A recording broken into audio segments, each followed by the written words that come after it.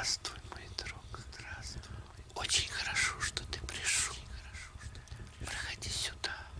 Найди мягкие подушки поближе к камину. Располагайся поудобнее. Расслабься и слушай. Сегодня мы продолжаем читать поэму Лонгфелла «Песнь о Каявате». Четыре ветра. Слава, слава, Менджикиевис!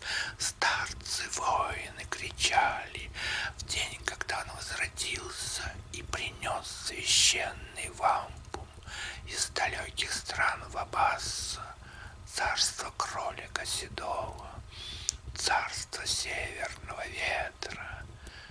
У великого медведя он украл священный вампум с толстой шеей Миши Моквы, пред которым трепетали все народы. Снял он вампум в час, когда на горных высель спал медведь, тяжелый, грустный, как утес, обросший мохом, серым мохом в бурных пятнах. Тихо он к нему подкрался, так подкрался осторожно, что его почти касаясь, когти красные медведя, а горячее дыхание обдавало жаром руки. Осторожно снял он вампум, по ушам, по длинной морде исполина Миши Моквы. Ничего не услыхали уши круглые медведя, ничего не разглядели глазки сонные, и только из ноздрей его дыхания обдавало жаром руки. Кончив палец и взмахнул он, крикнул громко и протяжно и ударил Миши Мокву в середину лба с размаху. Между глаз ударил прямо, словно громом оглушенный. Приподнялся Миши Моква, но едва вперед подался, затряслись его колени, и со стоном, как старуха, сел на землю Миши Моква. А могучий Менджикиевис перед ним стоял без страха, над врагом смеялся громко, говорил с пренебрежением: «О, медведь, ты шаготайя, всюду хвастался ты силой, а как баба, как старуха, застонал, завыл от боли. Трус, давно уже друг с другом племена враждуют наши, но теперь ты убедился, кто бесстрашнее и сильнее. Уходите прочь с дороги, прячьтесь в горы, в лес скрывайтесь. Если б ты меня осилил, я б не крикнул, умирая. Ты же хнычешь предо мною и свое позоришь племя, как трусливая старуха, как презренный шаготайя». Кончив палец и взмахнул он, вновь ударил Миши Мокву в середину лба с размаху, и как лед под рыболовом треснул череп под ударом. Так убит был Миши Моква, так погиб медведь великий, страх и ужас всех народов. «Слава, слава, Менджикиевис!» — восклицал народ в восторге. «Слава, слава, Менджикиевис! Пусть отныне вовеки ветром запада он будет, властелином над ветрами». И могучий Менджикиевис стал владыкой над ветрами. Ветер западный оставил он себе, другие отдал детям. Вебану восточный, Шевардназе теплый южный, а полночный ветер дикий злому дал Капибоноке. Молод и прекрасен Вебан, это он приносит утро, и серебряные стрелы сыплет, сумрак прогоняя по холмам и по долинам. Это Вебан аланиты на заре горят багрянцем, а призывный голос будет и охотника, и зверя. Одинок на небе Вебан, для него все птицы пели, для него цветы в долинах разливали сладкий запах, для него шумели реки, рощи темные вздыхали. Но всегда был грустен Вебан, одинок он был на небе. Утром раз, на землю глядя, в час, когда спала деревня, и туман, как привидение, над рекой блуждал белея, он увидел, что в долине ходит дева, собирает камыши длинный шпажник над рекою по долине. С той поры на землю глядя, только очи голубые видел Вебан на рассвете, как два озера лазурных на него не смотрели, и задумчивую деву, что к нему стремилась сердцем, полюбил прекрасный Вебан. Оба были одиноки на земле, он в небе. Он возлюбленную нежил и ласкал улыбкой солнца, нежил вкрадчивую речью, тихим вздохом, тихой песней, тихим шепотом деревьев, ароматом белых лилий. К сердцу милый привлек он, ярким пурпуром окутал, и она затрепетала на груди его звездою.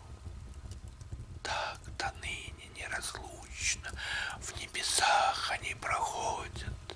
Вебан, рядом Вебан Ананг, Вебан и звезда рассвета.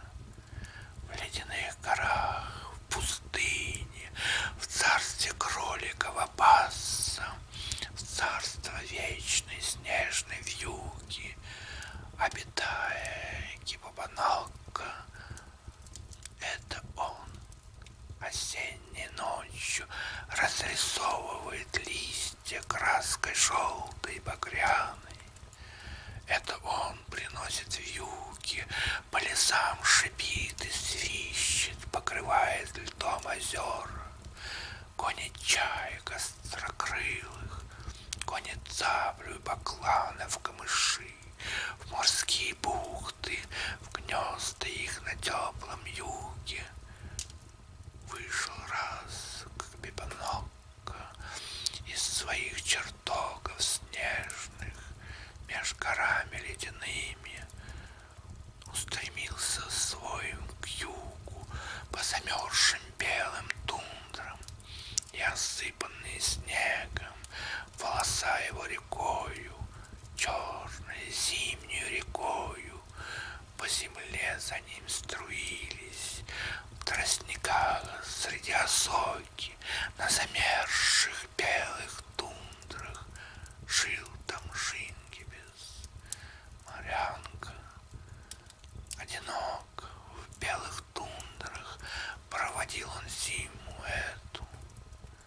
Братья Шингибиса были в теплых странах Шавандази, и вскричал Капибоноке в лютом гневе: кто дерзает презирать Капибоноку, кто осмелился остаться в царстве северного ветра? Если Вава цапля уж давно на юг умчались. Я пойду к его вигваму, я очаг его разрушу. И пришел во мраке ночи ко врагу Капибанокко и намел сугробы снега, завывал в трубе вигвама, потрясал его свирепо, рвал дверные занавески. Шингибис не испугался, Шингибис его не слушал. В очаге его играло пламя яркое, и рыбу ел он с песнями и смехом. Ворвался тогда в жилище дикий злой Капибанокко.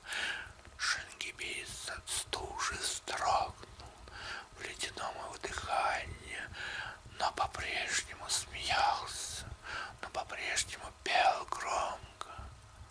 Он костер поправил только, чтоб костер горел светлее, чтоб кидало пламя искры. Из чела Капибанокки скос его в снегу холодном стали падать капли пота, как весною каплет с крыши или с ветвей болиголова. Побежденный этим жаром, расстрашенный этим пением, он вскочил и из вигвама в поле бросился, шагая по рекам и по озерам, на борьбу над белой тундрой, вызывал врага коварно, но без страха, без боязни вышел Шингибис на битву. До рассвета он боролся с ветром северным над тундрой. До утра когтями бился Шингибис с Капибаноккой. И без сил Капибанокко отступил в свои владения. Со стыдом бежал по тундрам в царство кроликов Аббаса. А за ним все раздавались хохот, песни, насмешки. Шавандази, тучный, сонный, обитал на дальнем юге, где в дремотном блеске солнца круглый год царило лето.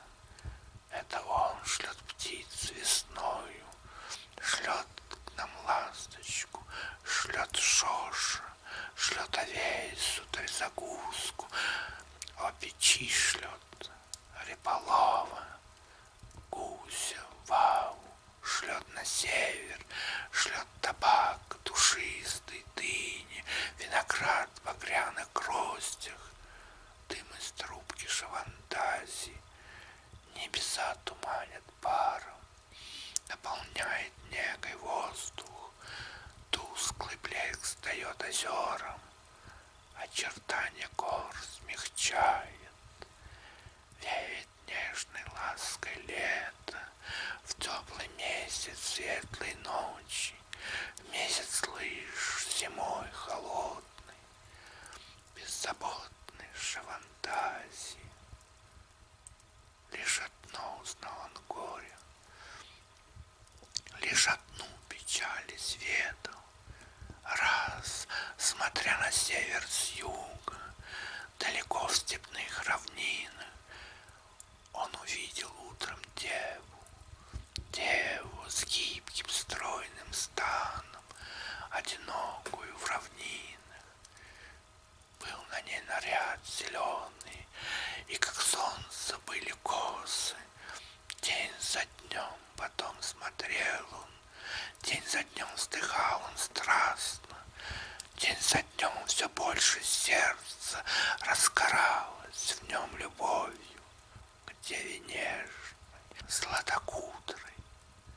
Но ленив и неподвижен был беспечный Шавандази. Да, ленив и слишком тучно, к милу он пойти все медлил. Он сидел, вздыхая страстно, и все только любовался златокудрой девой прерий. Наконец, однажды утром